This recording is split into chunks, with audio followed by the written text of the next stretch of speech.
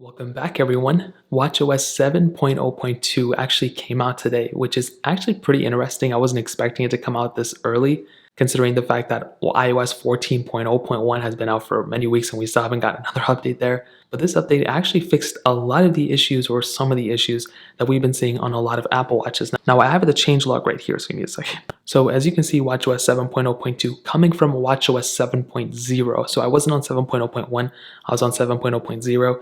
And it was 75.2 megabytes. So not a crazy big update, but definitely not a small one for an Apple Watch.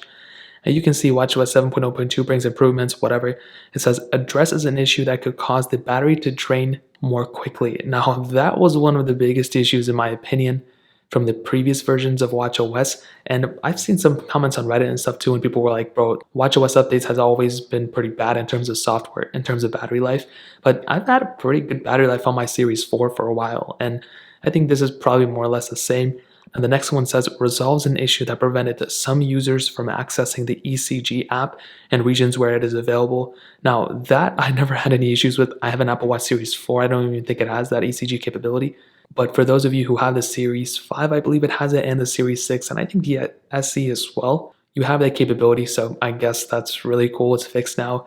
Now there's no like features added, there's nothing like that. So in terms of that standpoint, you're pretty much going to be getting the same exact type of experience. Just expect to get better battery life on this specific update. Now, there's going to be some people who say, oh, well, like it's going to be marginally better or whatever. But in my opinion, like I've only been using it for like a couple of minutes now. But I think Apple probably wouldn't put that on there if they really didn't fix that specific problem. I think they put it on there strategically because maybe a lot of people were complaining about it, rightfully so. And it seems like that issue may actually be resolved. Hopefully that is the case. Again, I don't know. I don't have any insider information. But if I had to assume, I would probably say that that specific issue will hopefully be fixed. But I will let you guys know in a couple of days, at least on this channel, maybe my main channel, I don't know, but hopefully this channel as well. Now, I will keep you guys also updated for any other problems that I see. So far, watchOS 7, I've seen a lot of people complaining about it. I've had a pretty good experience with it. You know, I had a Series 3 that I had it on, a Series 4, and I had it on the Series 6, obviously. And, you know, it was a pretty smooth experience. I didn't have any issues. And it seems to me that it's pretty much the same. I did all those watchOS, I did all those watch comparisons before this with the Series 6 SE and Series 5 and Series 4 and even the previous ones.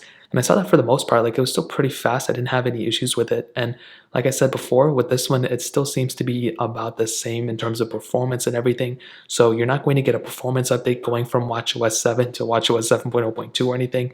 It's strictly just a battery concern, which I think is probably the biggest issue right now for a lot of people, at least what I see on Reddit and everything. But for me personally, I've been perfectly fine. So that really pretty much covers it up. Should you install it? I would say 100% yes. If you're coming from 7 or 7.0.1, I'd recommend going to 7.0.2. However, if you're on watchOS 6, I would probably also kind of recommend staying there as well. I've seen a lot of people have pretty good experience with watchOS 6. And like I said before with iOS 14 and previous versions of OS, if you were comparing the brand new version of watchOS, a brand new version of software, against an older version of software that was pretty much more stable than this one. So this one may have more features and may have more bells and whistles, but watchOS 6 will be technically the more stable one because it had more versions of software going through. So that's a pretty big thing to keep in mind, in my opinion. I think watchOS 6 is, good enough for a lot of people, and if you have it on an older watch, keep it.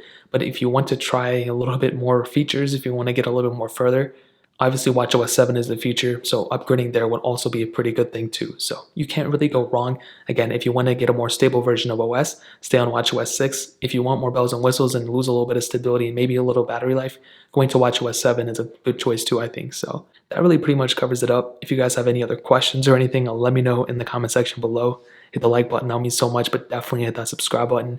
Every single subscriber that we get really does count, so it means so much if you guys can hit that. Also check out the other links down in the description as well. My Twitter, my Instagram, my other channel. More importantly than everything else, I love every single one of you guys. Hopefully I'll catch you guys in the next video. Peace out till then.